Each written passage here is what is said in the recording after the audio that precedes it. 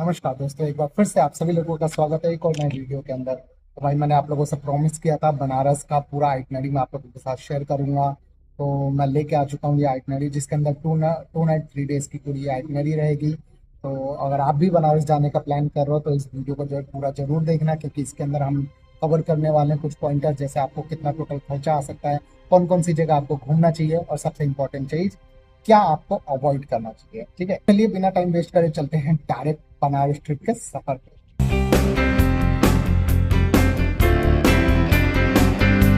Day one की शुरुआत करेंगे हम लोग। ओवरनाइट आप रात में दिल्ली से डायरेक्ट वाराणसी की ट्रेन लग सकते हैं।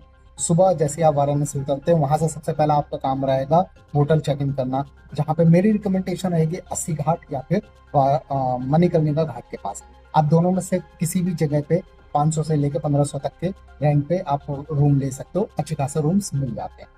फ्रेश होने के बाद सबसे पहले आप लोग निकल जाओ काल भैरव जी के दर्शन करने के लिए, क्योंकि वो सबसे बहुत इंपॉर्टेंट है, सबसे इंपॉर्टेंट चीज है। क्योंकि काशी विश्वनाथ जी के दर्शन करने से पहले काल भैरव जी के परमिशन लेना बहुत जरूरी मान्यता है लोगों की। तो काल भैरव जी के दर्शन करने के बाद फटाफट निकल जाओ वहां से काशी विश्वनाथ जी के दर्शन करने के लिए। जितनी जल्दी हो सके उतनी जल्दी पहुंच जाओ, या तो शेयरिंग में रिक्शा ले लो या पैदल, ज्यादा डिस्टेंस नहीं है, पैदल भी आप लोग जा सकते हो।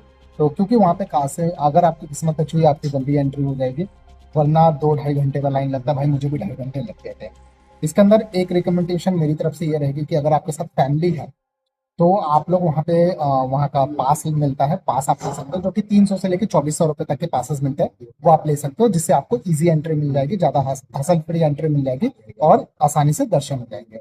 और जब काशी विश्वनाथ जी के मंदिर जा ही रहे हो तो वहीं पे अन्नपूर्णा माता जी का भी मंदिर है, उनके दर्शन करना मत भूलना और उनका प्रसाद ग्रहण करना मत भूलना। इसके बाद आप निकल के आ जाओ मणिकर्णिका घाट, जहाँ से बोट लो।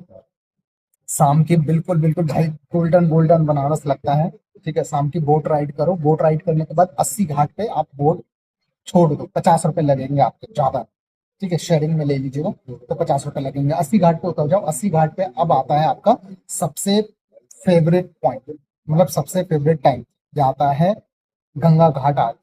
तो 80 घाट पे गंगा, दो दो जगह पे गंगा घाट आरती होती है। आप दोनों में से किसी भी जगह पे बैठ के पूरी आरती एंजॉय कर सकते हैं, देख सकते हैं, उसमें उसको फील कर सकते हैं। इसके अलावा गंगा आरती खत्म होते ही भाई लाइन में लग के प्रसाद लेना मत भूलना, वो इम्पोर्टेंट है।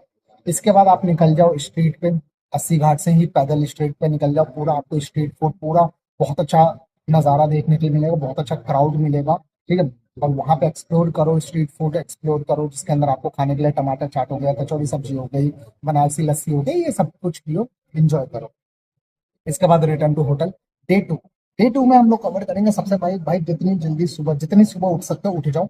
उठने के बाद सुबह सुबह मॉर्निंग का सनराइज का आप बोटिंग एक्सपीरियंस जरूर लेना। हो सके तो इंडिविजुअल बोट करना, शेयरिंग मत करना। ठीक है, बहुत अच्छा एक्सपीरियंस मिलने वाला है। इसके बाद बोट राइडिंग के बाद सबसे पहले आप निकल जाओ दुर्गा माता मंदिर। दुर्गा माता मंदिर के दर्शन करने के बाद वहां पे दुर्गा कुंड भी है, वहां पे भी आप दर्शन कर लो। उसके अलावा तुलसी मानस मंदिर पहुंच जाना, वहां पे थोड़ा सा टाइम स्पेंड करने के बाद सीधे निकल जाना संकट मोचन हनुमान मंदिर। संकट मोचन हनुमान मंदिर विजिट करना भाई मस्ट इम्पोर्टेंट है, तो ये मत भूलना। इसके बाद अगर आपके पास टाइम बचता है तो आप बीएचयू जा सकते हो, जो वहाँ की यूनिवर्सिटी है। और उसके अलावा वहीं पे काशी विश्वनाथ जी का सेकंड मंदिर भी है, तो वहाँ पे भी आप जा सकते हो। इसके अलावा अदरवाइज आप शाम का बिल्कुल व्यू एंजॉय करो, घाट पे घूमो, मतलब एक खुद को टाइम दो।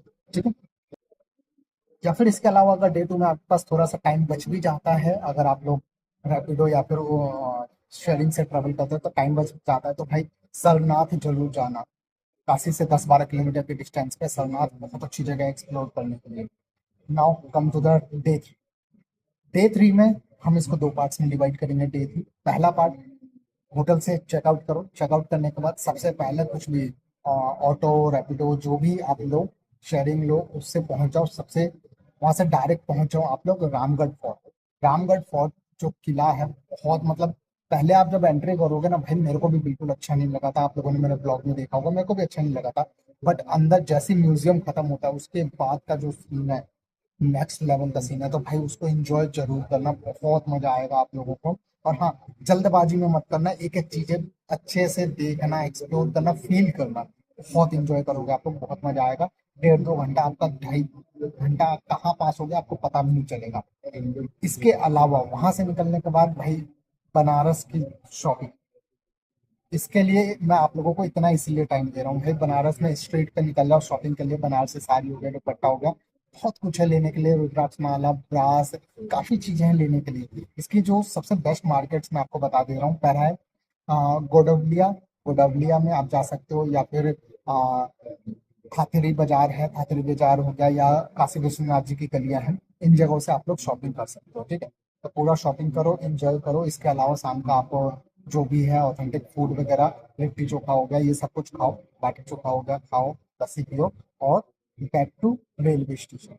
शाम की आप 7-8 बजे के बाद कोई भी ट्रेन ले सकते हो। ठीक है, दिल्ली के लिए 7-8 घंटे का ट्रैवल होता है। ओके, तो यहाँ पे डे हमारा ट्रिप खत्म होता है। नाउ अब हम बात कर लेते हैं कि भाई ये पूरे 3 दिन के आइटनरी में मेरा टोटल खर्चा कितना हुआ। तो भाई इसका मैंने कुछ बना रखा है, तो मैं इसके हिसाब से बता देता हूँ। अगर आपने नियर बाई 80 घाट या फिर मणिकर्णिका घाट लिया था, तो जिसके अंदर आपका स्टे का तो भाई 500 भी, अगर मैं अपने वाला पकड़ के चलता हूँ 400 के आसपास मैंने लिया था, चलो 500 पकड़ लेते हैं, तो 1,000 रुपये आपका 2 दिन का स्टे का। 1,000 रुपये की आपकी टिकट लग गई आने और जाने की। 3 दिन में हम फूड का 1,000 मान लेते हैं। आप मेरा मेरा इतना खर्चा नहीं आया था, क्योंकि मैंने 2 दिन खाना तो मैंने अन्नपूर्णा मंदिर में ही खाया था, तो दोपहर का लंच भी और शाम का भी तो वहीं खाया था, तो उतना मेरा खर्चा नहीं आया था। फिर भी मैं आप लोगों के लिए 1,000 रुपये में पकड़ लेता हूँ। ठीक है, लोकल ट्रांसपोर्ट में हम 500 पकड़ लेते हैं।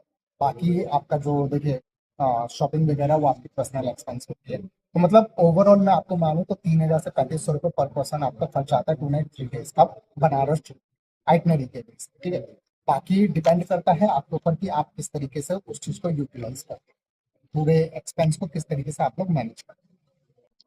अब इसके अंदर मैंने कुछ पॉइंटर्स लिख रखे हैं, जो मैं आप लोगों को स्टार्टिंग में बता रहा था क्या अवॉइड करना चाहिए, क्या करना चाहिए, उसके कुछ पॉइंटर्स मैंने लिख रखे हैं, वो आप लोगों के साथ में क्लियर कर देता हूँ। जैसे भाई सुबह मैंने आपको बताया कि सुबह मॉर्निंग की बोट राइड जरूर करना, बहुत इंपॉर्टेंट है। लोकल लोगों को या फिर वहाँ के टेम्पल्स को भाई रिस्पेक्ट करना।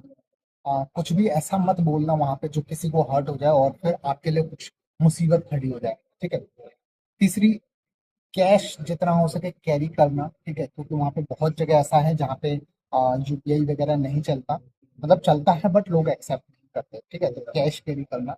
इसके अलावा बार्गेनिंग, भाई आप शॉपिंग करो, बोटिंग करो, कुछ भी कर रहे हो, वहाँ पे बार्गेनिंग स्किल्स आपकी बहुत इंपॉर्टेंट रहेगी। जितना अच्छा आप बार्गेनिंग कर पाओगे, उतने अच्छा और उतने सस्ते में आप ट्रैवल या फिर चीजें खरीद पाओगे।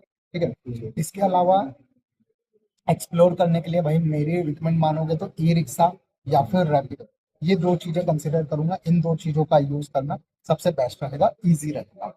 अब बात कर लेते हैं क्या चीज नहीं करना चाहिए।